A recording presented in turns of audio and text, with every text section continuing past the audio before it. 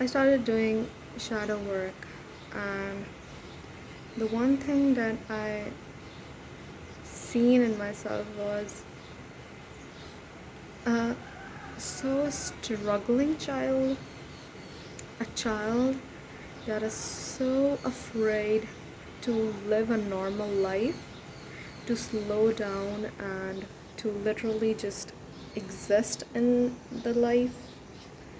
He was so scared that if I was like breathing and just doing the exercises, breathing exercises, it feels like I am doing something I've never experienced in my life.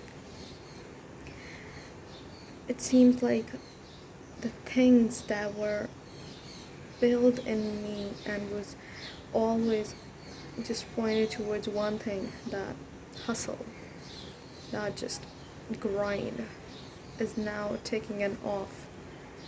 And I just started breathing again, and it feels so scary. It feels so scary to sit with yourself, to actually explore what's going on in your internal being. What is my inner child is feeling like, super scared of living a normal life and always trying something, like he is being chased by something. He has no bound to live, just to do something every time, not just giving a moment to breathe. It feels like me right now. My inner child, when I'm just doing this shadow works and like talking with it and relaxing it down, it just brought so much anxiety, and the tension in your throat, that it feels like something has been off for a lot of time, and you just feel like you just have to do something, accomplish something. It's just ongoing thing that just keeps my brain stuck from doing and actually resting. I was actually doing meditation before, and my brain, it was signaling one thing: you have the value. I have the value. Why aren't producing and doing something with it? Why I'm not giving my best in my value? Why I'm not being my authentic self in the value? Why am I trying to fit in with all those people? Why am I trying to be someone else in order to receive the value of me?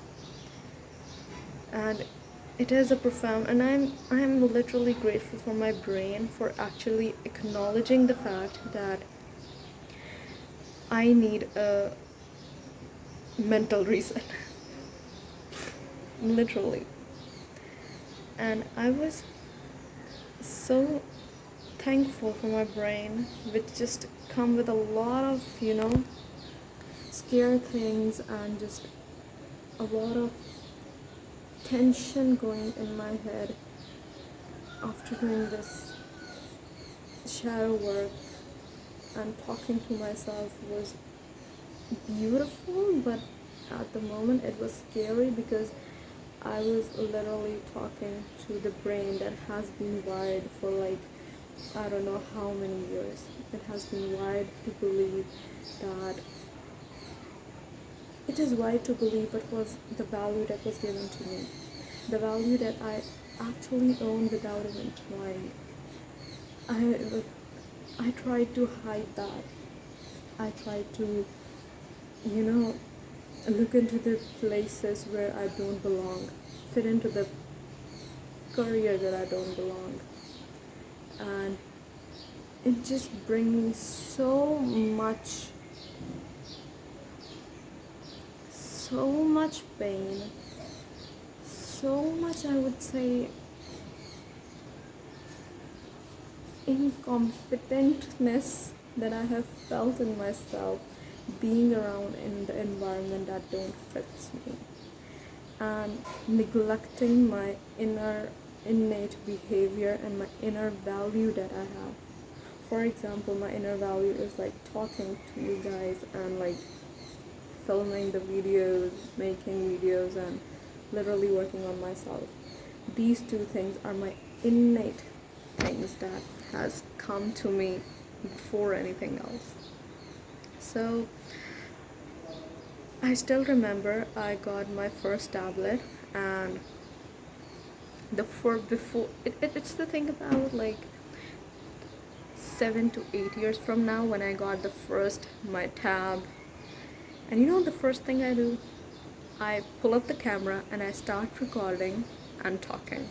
That hey, I got this tablet, my mother and father brought me this, this is the time, and look at the water flowing. That was my innate behavior. That what I was meant to be. Because I do not fear camera, to be very honest.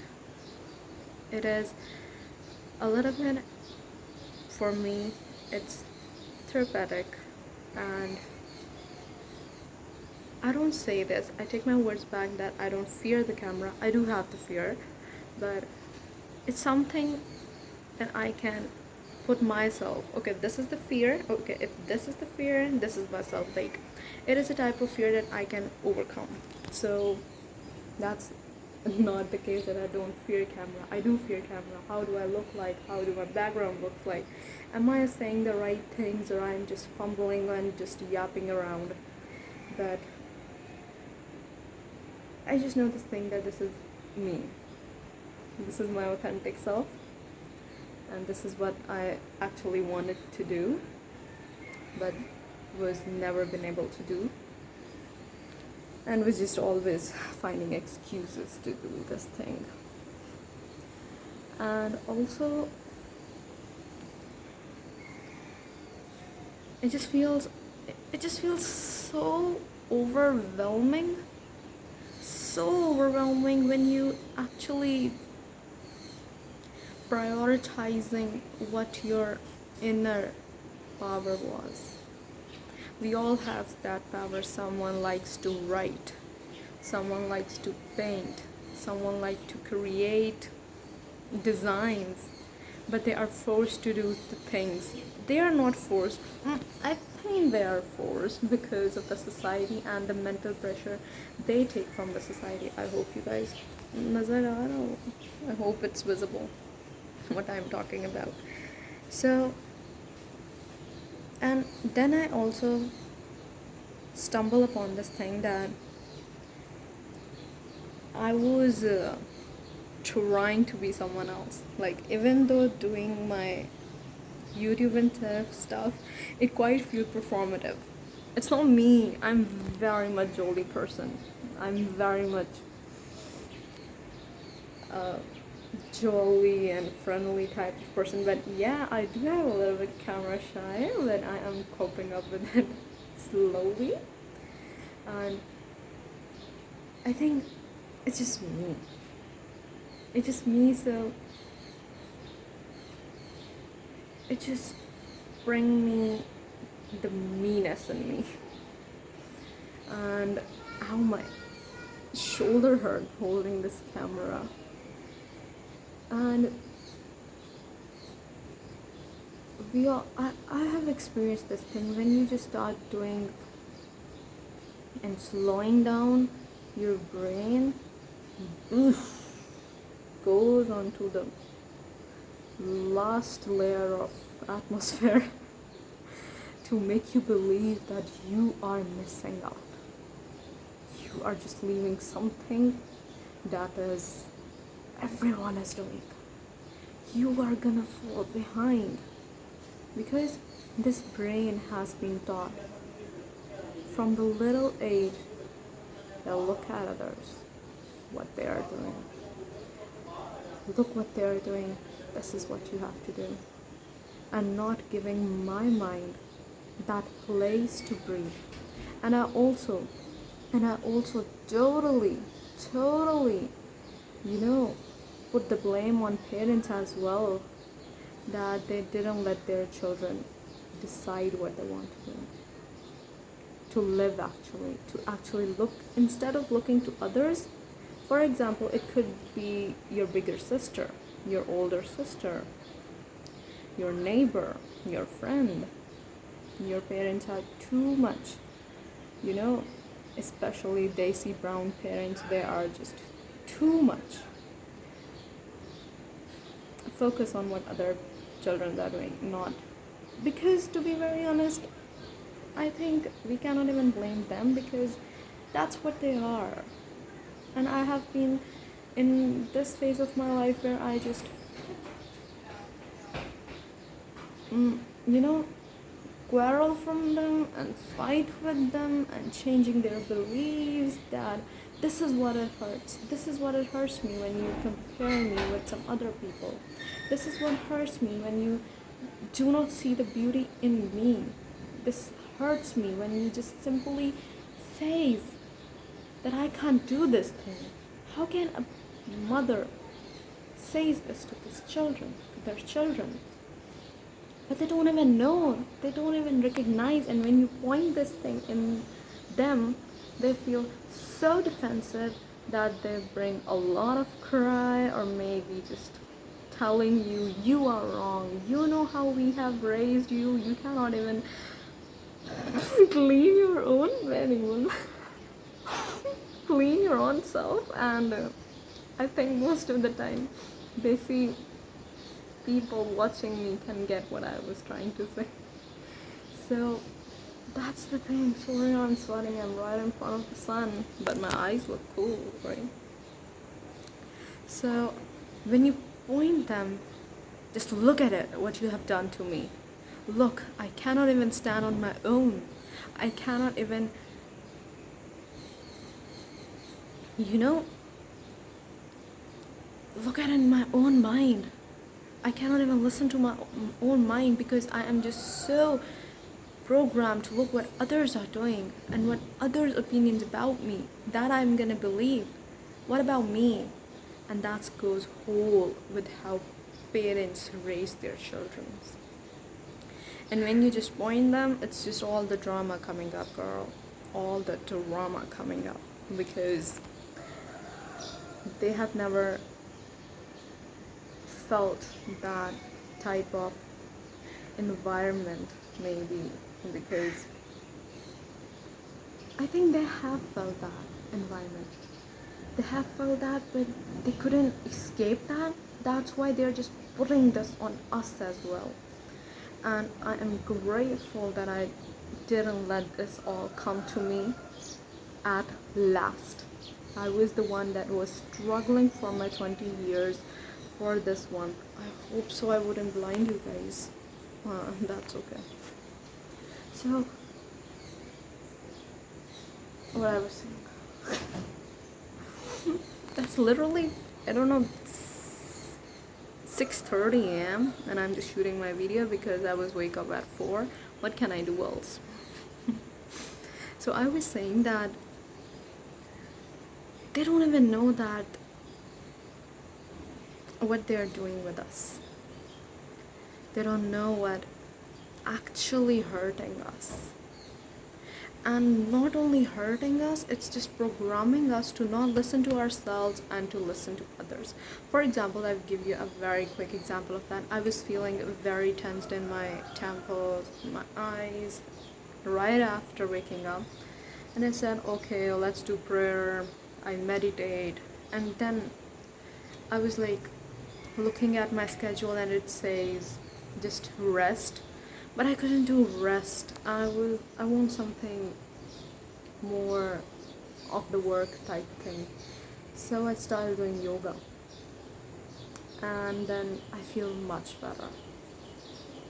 Because the other person or the other self, for example, I've asked from an AI to plot me the whole routine of me. And it says that it's time for your rest. But you have the feeling in yourself that, no, I don't want rest. I want something else. And I listen to it. I know it's a very small thing to consider, but it's very important actually. Because most of the time we are so destined, we are so programmed to listen to what other people are saying about us, what other people are deciding for us instead of what we want. And it's just the programming of how your parents actually raised you, how they control your things. And little, I know everyone would be go like, I don't know if you go, if you guys gonna go like this, that no, it's protection. And I know it's protection, but if a bird is kept in a cage just for the sake of protection, he would never ever come to this fact that he has wings as well that could make him fly. Because he is just so protected, he couldn't even know that he or she has the wings that could fly. So that's it for today. And I'm just grateful what I'm doing. And I don't know how this video gonna come up and pop up at you at the very moment, but it is. It's gonna. Because I am so tired, so tired of this fast-paced environment we are all in this life where everything just brings you a sudden dopamine rush and then goes. I'm just so fed up with this. So fed up with this. And I just want you guys to actually look into this fact that slow down before it goes too late to breathe, too late to actually connect with your inner to produce the value in this world. Because when you do what you love to do, it will create the possibilities that you don't even know. It will create for you the paths that don't even know. And from an overthinker to actually overthinking for every path, I would love to say this to you, that it's just okay to have for you to see the first step of the stair. You don't have to look at all the way up and look what it's gonna take you and what gonna be the other steps. If you are being shown to the first step that is right in front of you, take that. The second step would be visible when you gonna finish the first step. This is from an overthinker, overplanner, micromanaging and perfectionist being that was before. I'm no longer that. I'm no longer that. That's it for today. I hope this finds you a better thematic drop. And that's it, bro. Meet you soon.